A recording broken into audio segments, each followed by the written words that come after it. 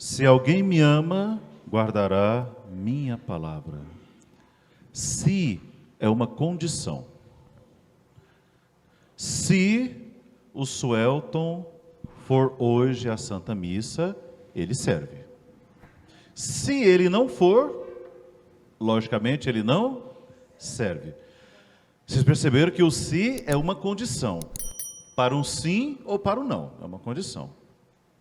Então, se vocês dizem que vocês me amam, tem um critério na frente. Qual é o critério? Guardarás a minha palavra. Eu acho fantástico a linguagem do nosso Senhor Jesus Cristo, porque isso não é uma pressão. Jesus não está dizendo assim, olha, eu sou muito carente, eu preciso do seu amor, eu sou tão carente, se você não me amar, eu deixo de ser Deus. Não, Jesus não está com essa carência. Muito ao contrário. Jesus está deixando claro que todos aqueles que dizem amá-lo, têm que guardar a palavra, porque senão é um mentiroso, é um hipócrita, é uma pessoa falsa. Falar que nós amamos Jesus é muito fácil. Podemos até levantar bandeiras falando, nós amamos e adoramos o Senhor. Mostra com a tua vida. Guardar a palavra não significa esconder, é o contrário. Esconder é você pegar alguma coisa, colocar em um local e que outras pessoas não vão ver. Guardar não, guardar significa zelo. E ninguém guarda a palavra de Deus só por zelo para não colocar em prática. Entenderam a diferença entre esconder a palavra, que nós recebemos de Deus, e guardar a palavra? Guardar a palavra, nós vamos colocar ela em prática. Cuidamos com muito zelo da palavra de Deus. Se alguém me ama, se você diz que me ama, guarda as minhas palavras. Não esconda as minhas palavras. Não ignore a minha palavra. Não jogue no lixo a minha palavra. Porque todas as vezes que eu digo que amo Jesus Cristo, mas não guardo a sua palavra, eu estou agindo como um hipócrita. Alguém que não fez a verdadeira experiência com Ele, com Cristo, com a Trindade Santa. Gente, não basta simplesmente nós estudarmos teologia, filosofia ou tantas outras coisas que nos faz chegar próximo de Deus, se eu não conservo no meu coração e na minha vida o mandado de Deus, o querer de Deus, o jeito de Deus, a história de Deus em minha vida. E eu vou repetir isso várias vezes. Se você diz que me ama, se alguém diz que me ama, é uma condição, então tem que guardar a minha palavra. É como num casamento, que quando se une o casal em matrimônio, tem um si também. Não aparece a palavra si, mas tem um si. Qual que é o si? É quando o esposo fala para a esposa fala para o esposo. Eu prometo ser fiel, amar-te e respeitar-te na saúde, na doença, na tristeza, na alegria, até que a morte nos separe. Padre, mas eu não consegui encontrar uma condição nessa frase. Tem. Na condição de que façamos isso diante de Deus. Na condição que façamos isso diante da igreja. Matrimônio legítimo. Padre, você está querendo dizer que quem não é casado na igreja, então pode fazer tudo de errado? Não. Estou dizendo, presta atenção. Olha lá. Eu estou dizendo que aquele que firmou o matrimônio na igreja, ele firmou algo sagrado. Porque quem não firmou o matrimônio na igreja, e eu não estou ofendendo ninguém que não tenha firmado, tá? Pelo contrário, aqueles que me procuraram já viram o respeito que eu tenho com todos, né? Mas aquele que não firmou o matrimônio na igreja, se eles separam, olha só o se eles separam, eles têm uma condição agora, cada um pode tocar a sua vida, o homem encontra uma nova mulher, a mulher encontra um novo homem, não é assim? Por quê? Porque quando é legítimo o casamento, legítimo matrimonial na igreja, diante do sacerdote da assembleia, então nós estamos falando que, se for, não pode depois você contrair um novo matrimônio. Isso tudo para dizer que, padre, O senhor está querendo dizer que o negócio é complicado assim? É. Esse se de Jesus, gente, é complicado demais. Vilmar Barreto, se você entrar no seminário, não pode mais namorar. Aí eu entrei para o seminário, com a consciência que eu não poderia mais namorar. Não ia ser muita dificuldade, não tem muita gente para querer também, né? Mas aí eu entrei para o seminário. Se você pedir ordenação diaconal, esqueça o casamento. E eu pedi a ordenação diaconal. Eu recebia a ordenação. E naquele dia foi para o resto da minha vida. Eu espero em Deus que seja. Eu rezo por isso e batalho e luto por isso. Seja para o resto da minha vida essa vocação. Sabe por quê, minha gente? O se te compromete. O se me compromete. Por isso que eu digo que esse se é uma condição. É Jesus falando, Vilmar, se você me ama realmente, viva bem o seu sacerdócio.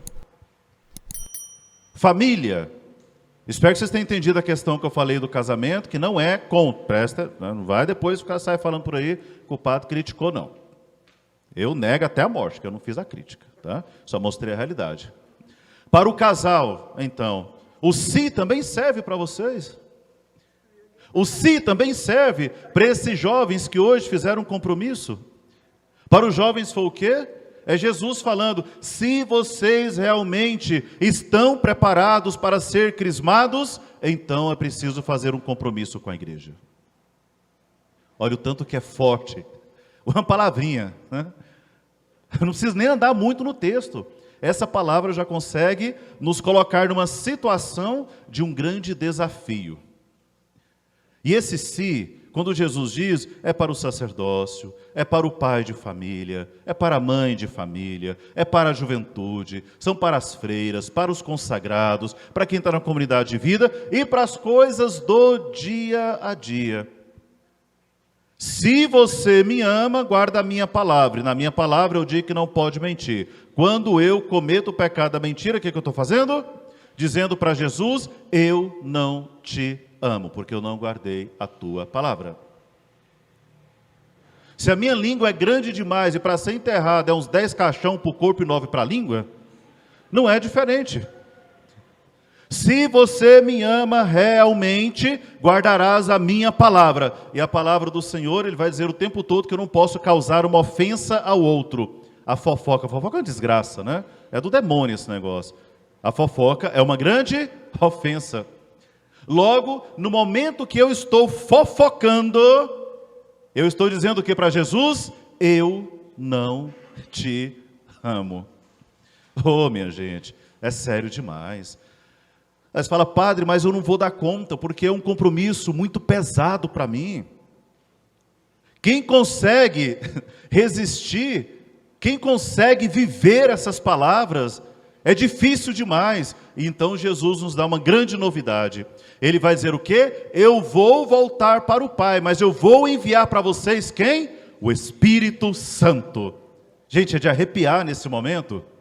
É Jesus dizendo assim, você acha que você não dá conta, mas se você for movido pelo Espírito Santo, se o seu coração estiver cheio, né? Se você estiver totalmente, eu não sei se existe a palavra, vou colocar embrasado, para dizer que é cheio de brasa, embrasado no poder e na glória do Espírito Santo, dificilmente você cai em pecado.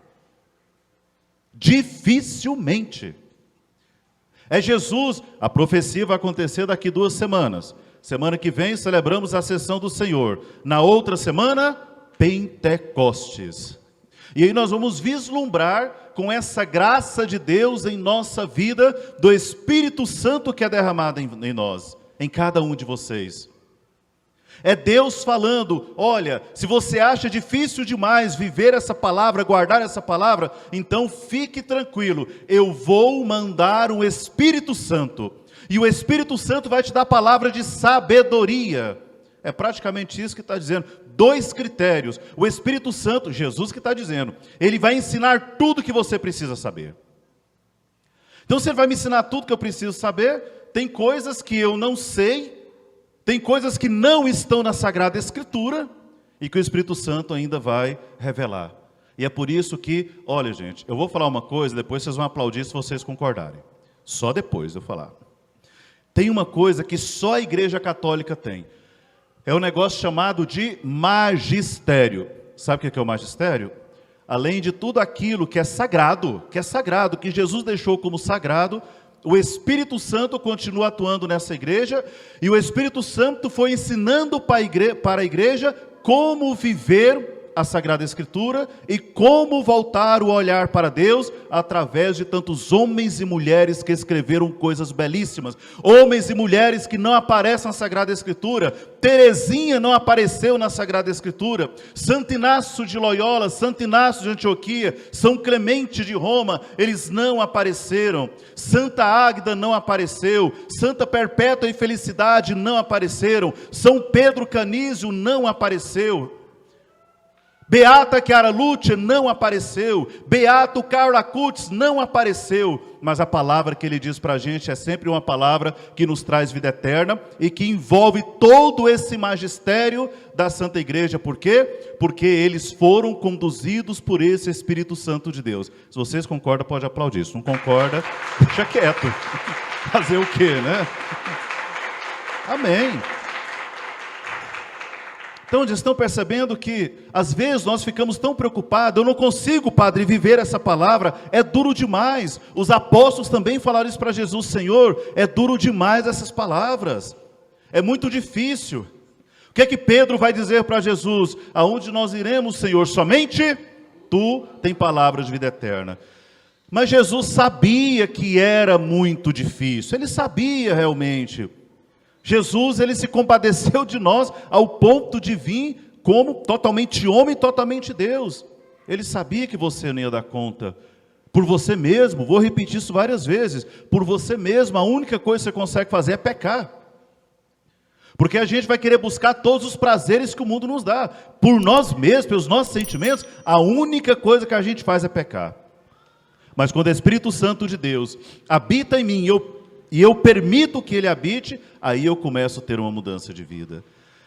A gente se torna um homem melhor, uma mulher melhor. O se de Jesus agora passa a ter sentido. Se você me ama, guarda as minhas palavras. E aí quando você percebe que o pecado bate na porta, que as dificuldades vêm e bate na porta, e dá vontade de desistir, dá vontade de largar tudo, dá vontade de chutar o balde, dá vontade de subir um prédio, você não morre não, mas dá vontade de empurrar uns 30 em cima do prédio, tem dia que a gente está assim, não é? Mas no final de tudo você olha para Jesus na sua oração lá no interior e fala assim: por causa da tua palavra eu vou te ouvir, Senhor. Eu falei que eram 2 critérios que Jesus coloca para o Espírito Santo aqui. O primeiro critério é que o Espírito Santo vai nos ensinar tudo que precisamos aprender. E qual é então o segundo critério? É que tudo que Jesus falou, os apóstolos, os evangelistas não iriam esquecer. Dá uma olhada, está na Bíblia. É Jesus falando. Se você discorda, rasga a Bíblia e muda de religião. É Jesus dizendo que o Espírito Santo vai fazer com que as pessoas consigam lembrar detalhes da vida e da fala dele. Ô meu irmão e minha irmã, se Jesus morreu e ressuscitou no ano 33, os primeiros evangelhos surgiram 35, 40 anos depois.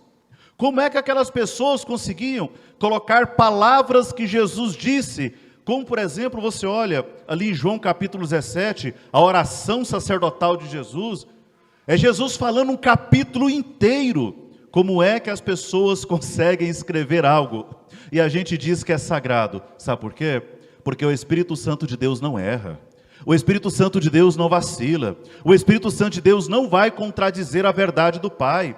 E se Jesus Cristo diz que o Espírito Santo não iria deixar, não iria permitir que esquecesse as palavras que o próprio Jesus havia falado, olha, 35, 40 anos depois, apóstolos, evangelistas escrevem a Sagrada Escritura e conta com detalhes algumas palavras de Jesus.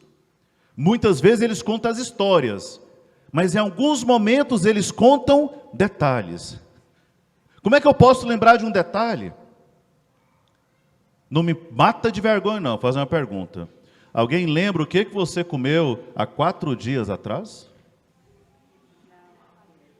Eu não lembro.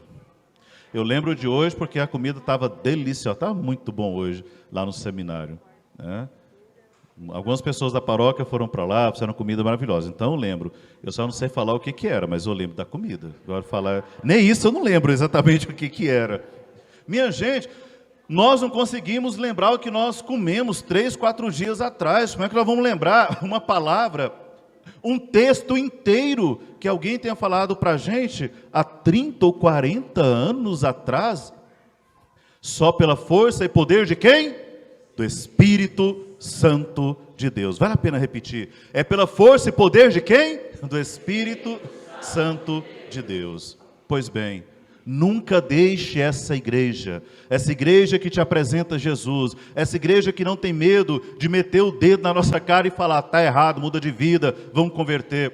Porque essa igreja que é tão detonada pelas redes, pelas mídias por aí, essa é a igreja que quer salvar. Essa igreja que quer te levar para o céu, essa igreja que quer a conversão, e essa é a igreja que é a única igreja que acredita que o Espírito Santo continua agindo até mesmo depois da Sagrada Escritura ter sido escrita. Agindo no sentido de que sempre mostrando uma forma de viver e voltando para Deus. Nunca deixe essa igreja.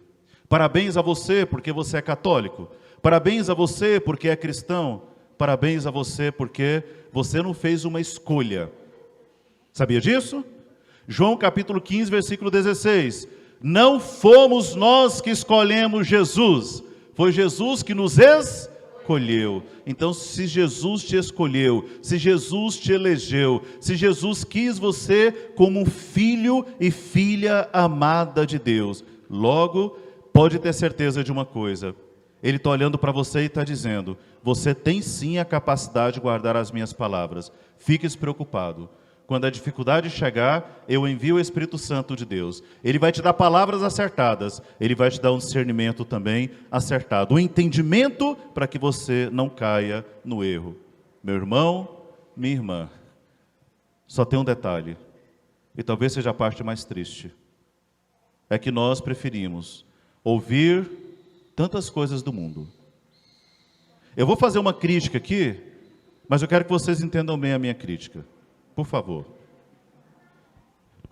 Hoje está muito comum nas redes sociais as pessoas postarem alguma coisa e a gente vai lá, curte, segue.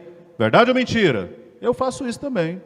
Curto, sigo, acho legal, ouço mais. Só que às vezes tem muito lobo vestido com a pele do cordeiro. Eu não sei se o feminino de lobo é loba, mas tem lobas por aí. Tem uma funkeira por aí que ela está destruindo as famílias. Tem uma funkeira por aí que ela acha que, graças a Deus, se você me perguntar uma música dela, eu só lembro de uma porque eu tive a infelicidade, a desgraça de ouvir um dia. A infelicidade, a desgraça de ouvir. Mas aí entra na sua casa, a hora que você percebe, a menina está dançando, é imoral, não tem ação do Espírito Santo da imoralidade. Depois, a mãe, que acha que é top demais, também vai dançar. A hora que vê, está a família toda dançando, pregando a imoralidade, pregando o mal pudor, pregando uma modéstia totalmente invertida daquilo que o Espírito Santo nos pede para viver, porque nós deixamos de ouvir aquele que primeiro nos amou, para ouvir as pessoas que estão muito mais interessadas em dinheiro e em fama. Cuidado. Eu dei o exemplo de uma, poderia falar de outras também. Poderia falar de outras. E que pena. Alguém que um dia cantou na igreja, alguém que um dia participou do ministério de música da igreja católica, hoje detona a igreja católica. E agora eu deixo a pergunta para vocês. Se, é Jesus falando, se você me ama realmente, guarda a minha palavra. E se um católico vive nesse modelo aí de pecado, a pergunta é simples, está guardando a palavra de Deus? Sim ou não? Então depende muito mais de vocês do que de Deus. Deus já fez a parte dele. E se alguém tem alguma dúvida disso, olha para a cruz. Eu garanto para vocês, nenhuma fanqueira vai ter a capacidade de morrer pregado uma cruz para te salvar. Jesus tem. Então dá tempo, minha gente. Bora mudar de vida. Olha o de peroba da santidade na cara. Vamos mudar de vida. Vamos voltar para Jesus. E eu espero que os nossos catequizandos possam dar, crismandos, possam dar esse bom exemplo também. Afinal de contas, é muito mais fácil vocês conseguirem atrair um jovem para a igreja do que o meu falatório. Pode ter certeza disso. Jovem atrai o jovem. Jovens, sejam santos. Como diz, eu não sei se diz, São João Paulo II, né? Sejam santos, jovens de calça jeans, jovens que estão no mundo do modelo atual, mas que não concorda com o modelo desse mundo. Sede santos, como o vosso Pai também é santo. Louvado